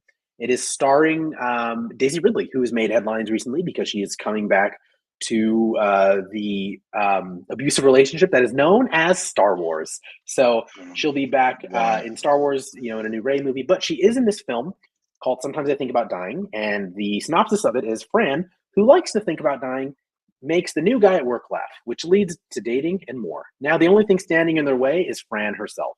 So it's sort of like this light-hearted, kind of dark comedy, which I'm pretty interested in seeing. Like, I've been really wanting to see Daisy Ridley do anything else other than Star Wars. And she was also in that weird movie that she was just in. That was not very good. What was that movie? It was terrible. Her hair was terrible. Come on, girl. Do something. And her accent was terrible. Yeah. Can you look it up, Daniel? What was that movie called that Daisy Ridley just did? Let me take a look. And she was something also the farmer's daughter or something like. Yeah. And she was also on a train. Stop doing franchise movies. Don't do sci-fi movies. Just do something else. Yeah, a dark rom-com. It's a good. Yeah. Kind of. It's being kind of billed. I saw someone on my. God, I sound like a loser. On my movie forums that I'm on. Marsh King's daughter. Marsh King's daughter. Yes. Okay. We've all said Chaos the title. Walking. God. Chaos Walking was the movie she was in that she had the worst hair. It wasn't Marsh King's daughter. It was Chaos Walking. And she was in it with Tom Holland. And it was so stupid. That movie was so stupid. Sorry. Oh, is that the one where the boys all have psychic thoughts? Yeah, and they can all hear everything, right? Only the boys? Yeah. When did this come out? This feels like a fever dream. Like what, Chaos Walking? Chaos Walking was embarrassing. 2021. Nick Jonas is in it. Didn't hear a single thing about this. Oh my God! Listen to this cast. Paul, can we watch this for the show? You guys want to watch this for the show? I've already seen it, but Daisy Ridley, Tom Holland, Mads Mikkelsen, Nick Jonas, Cynthia Erivo. I can never say his name right now, but Damien Bashir, David Oyelowo. I mean, this is a cast. This is a cast. This is a strong cast. And this is the movie they came out with. I wouldn't say it's a strong cast. It's like an air cast. Like, it's not going to fix your arm, but it's, No, Mads Mikkelsen. I love Mads Mikkelsen. I love Damien Bashir. Yeah, Mads is the best. Yeah, Tom Holland. What's the movie he did on Apple that I really liked? And then I was like, I'm really liking this, Alex. And then I finished it, and you're like, it sucks, doesn't it? I was like, it does. Doesn't it? I forget what it's called. It was but it's the one he just did on Apple Plus where he plays Danny, and he's got like multiple personalities. Yeah. And it's not very good. It does not end well. Terrible. I forget what it's called. Anyways, moving on from that. The Outsider.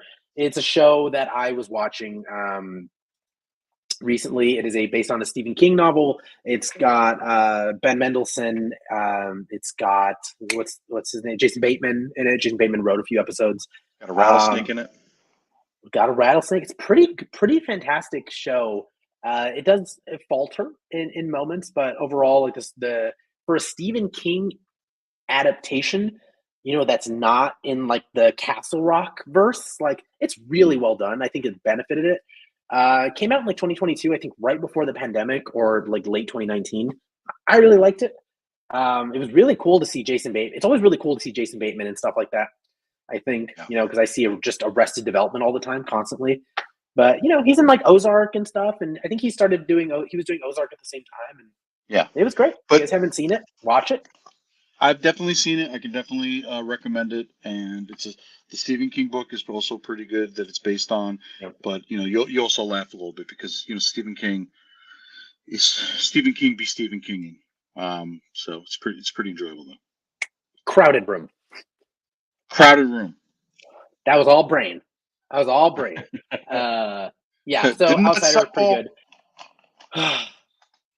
Anyways, last one is Death and Other Details on Hulu. This just came out, the first episode. It is essentially White Lotus meets Agatha Christie type of thing.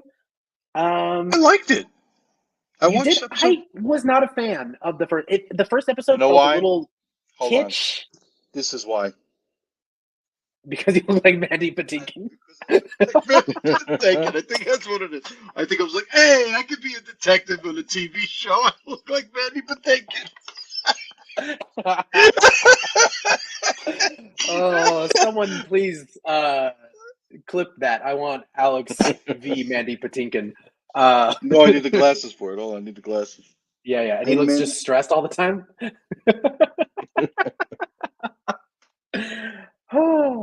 Oh, that was good. Yeah, I wasn't a huge fan of the first episode. It was like right in the middle of my lunch break too, so maybe I'll probably revisit it. I usually give all TV at least 3 episodes before I rule it out. I usually don't like anything, but I was having fun with it because it was so silly. Yeah. Also, I will support anything Raul Kali does because he's a really nice dude. I got to meet him for a little bit, hang out with him, have lunch when we were at Sideshow, and he was super cool, really nice. And I'm like, great, I'll follow you for the rest of your career. And now I'm obsessed with everything you do. And he's in this, and he's pretty good. So he's cute in it. Yeah, he's pretty good. I'm really glad that he's attached himself to Mike Flanagan. That stock is going way up. I'm really interested in watching. Oh my god, what the fuck is this? I'm really interested in watching. Just threw it away. Yep. What is the show again? What is what show? Fall of the House of Usher. I'm really interested in watching that again. Oh. Yeah. Okay. Well, that was the list that I had curated. Do you guys any recommendations? Shows, music, books? Books. I am reading J.R.R. Tolkien's Cuervo, the story of Cuervo. It's terrible. Don't read it. My recommendation is to not read it. That's my recommendation. It's not edited. It's like they found some of his notes and they're just like, let's just print it. Let's just make it. It's absolutely for sure. awful. I get that. I'm trying to because I'm always adding to my list of things to make me more Finnish. The Book of Clarence was a movie. It's I'm still processing how I feel about it. Like I like a lot of it about it, and just a lot I didn't like about it. The best thing about it is if you go to watch the trailer and go into the comments, everybody's like, you're a prophet. Your real name's Clarence. And Clarence's parents had a really good marriage, and it's just everybody is just bringing up the 8 Mile thing. But Book of Clarence, I'd say go out. It's enjoyable. It's an enjoyable movie. It's good to kill some time. But shows, I got nothing right now. I think I'm going to watch a show everyone keeps telling me about called The Bear. Dude, yes. And Lakeith Stanfield and another person that I will follow his career because I love Lakeith Stanfield so much. Anything he does, I'll watch. You put him in a movie, I'll watch it. You put him in a movie called I Hate Alex's Face, I'm first in line. Yeah, Did you watch Haunted Mansion? I liked Haunted Mansion. It was so fucking bad. I will watch him. No. I didn't even know he was in it. I'll watch it because he's in it. I think he's genuinely the worst part of that movie. Nice. I couldn't stand him in that one. He's not good in it. No, he's not good in it. There's a sequel to The Outsider? Now I need to read it. That's cool. I wonder if it's going to have some real interesting POVs. Yeah, no kidding. Yeah, so I think, Haunted Mansion, you kind of threw me for a loop. I'm like, I haven't thought about that movie in months. I really liked it, but no, it did not, Daniel. That movie came out in like July. Oh, that's a couple months ago, dude. I guess less than a year. A couple is 2, homie. 2. Yeah, exactly. If you've been in a coma, Daniel, sure, that's a couple of months. All right, everyone. Well, thank you guys all so much for digging in. We got in under an hour. Good for us, guys. So the next show is next Thursday. It is an episode of Not Real People, where these three will be breaking down the box office success of the Pirates of the Caribbean franchise. And we will be going in order very similar to what we did for the DCEU, where we go from the least successful box office movie of Pirates to the most successful. And then every time we reveal what 5-4 is, we'll see where it ranks on all of our lists. And we can talk about it and have fun. Also, we found out that 10 movies is way too much for us to talk about within 2 hours. We would have to break it up. But I'm not happy about this. Are you not excited? Neither of you are excited? Oh, I love the Pirates franchise. So, I mean, the last one's not the strongest. Last 2, really. First, second, arguably third. Just fucking solid movies. And I'm excited to watch them again. I like them. I like them quite a bit. Yeah, I have a lot of. I've been pretty invested in them as of late. I took it upon myself to start watching all of them, and honestly, it's a real. The set looks real stinky. That's all I can say. Looks real stinky. Yeah, I just also want to say that I am really unhappy that they voted for Pirates of the Caribbean. I wouldn't have been. This is a bad idea. Democracy is stupid. Yeah, democracy sucks. I wouldn't have been happy with Transformers either. There's really nothing I would have been happy with. Yeah. Me, Daniel, and Alex will also be having a competition for the best Jack Sparrow run. So tune in for that, everyone. Guys, you just found out about that. I can barely walk. Okay. It'll be fun. Tenchi says, cowards. You just don't want to do all the Fast and the Furious. No, not really. We can do them. I think our next one, guys, I think it came in second. We'll probably do all the live action Spider-Man films. That'll probably be the one after that we do. And then we can get to Fast and Furious. Remember, guys, we're only doing like 5 of them. So we're going to base what we watch off what the box office says. So, because for the love of God, I do not want to watch all the Fast and the Furious movies. That sounds like work to me. Yeah. I need to answer Pete's question. Pete Tano, because no one was understanding what I was doing. I was just picking franchises to pick a specific actor who had written poetry professionally, who came out with a poetry book, Pete Tano. So war movies, it's because Charlie Sheen of Platoon and Tiger's Blood fame wrote a book of poetry, and I was going to read one of his terrible poems. I wasn't going to cover war movies. I was going to pick a terrible poem by Charlie Sheen, and it rhymed. By the way, his poem was brutal. I'm going to post it in the group. Sure. Pete Tano said the Riddick trilogy. We really want to do 5 movies, so maybe what we can do is Vin Diesel films. That would be fun. Bloodsport, Bloodshot. I've never seen that. Oh god, that would be fun. Oh look at, I'm all turned on here. You're gonna see Bloodshot. Let's do Vin Diesel. Yeah, okay. All right, everyone. Well, that is our next. Episode. We will be doing a box office breakdown for the 5 Pirates of the Caribbean movies. We'll be ranking them. We will be having our Jack Sparrow run competition. I've got so much room here. I'm winning. I literally have I have 3 feet this way and 2 feet this way. Where am I running to? Get creative. Figure it out. You're still in the competition. There's no disqualifications. I'm just gonna fall. Alex is going. I guess Daniel's disqualified. Pete's out on me. Disqualified. He's still coming third, Alex. Daniel could not be here to accept this award. We are accepting this award on his behalf. Daniel, go. But yeah, so thank you guys all so much for hanging out. We'll see you guys in the group. We'll post over the weekend. I think, I'm excited. I'm really excited to talk about Pirates of the Caribbean. I'm so glad you're excited. Alex, you're going to like them more than you think. You haven't seen them in a long time. They're a lot more fun than you think. Okay. I'll believe you. Yeah. And then I'll Also, it's really interesting to see the first 2 movies come out before the wave of like Marvel. And then you see like the 3rd, 4th, and 5th film, and you're like, oh, Disney is like, do Marvel. Do Marvel with eye patches, please. And yeah, it almost worked. They made lots of doubloons off those movies towards the end. So thank you guys all so much. Have a great night. Alex, Daniel, as always, thank you, Daniel.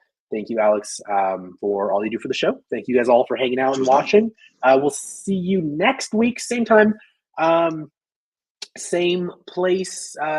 Post in the group if you guys want us, to ever cover any news, any of these box office trilogies. Are there any movies that you guys want us to watch and talk about? Let us know. Join poetry, Fandom socialites. Yeah. All right. Well, with that, Alex, I promised you something because Daniel wasn't here for the one thing that I wanted you here for was our Chuck E. Cheese talk. And you missed it. You don't get it back. But what you do get is you do get Alex telling us an interesting Chuck E. Cheese story to see us all out with Chuckward Edward Cheese here. Alex, I told you it wasn't that interesting. And tell us the story that is worthy of doing this outro. Thank you all so much. We'll see you guys next week. Alex, you have the floor. It really wasn't that interesting. I was just driving with a group of people, and the driver was cracking up laughing uncontrollably, and I thought she was going to crash the car because she couldn't stop laughing. What's so funny? And she was saying, it says Chuck E. Cheese, you get a pizza for $10.99 a year. I was like, yeah, and she thought it was the funniest thing, and she was sober, and she was driving, and she was cracking up. I thought she was going to crash the car. It really wasn't that interesting of a story.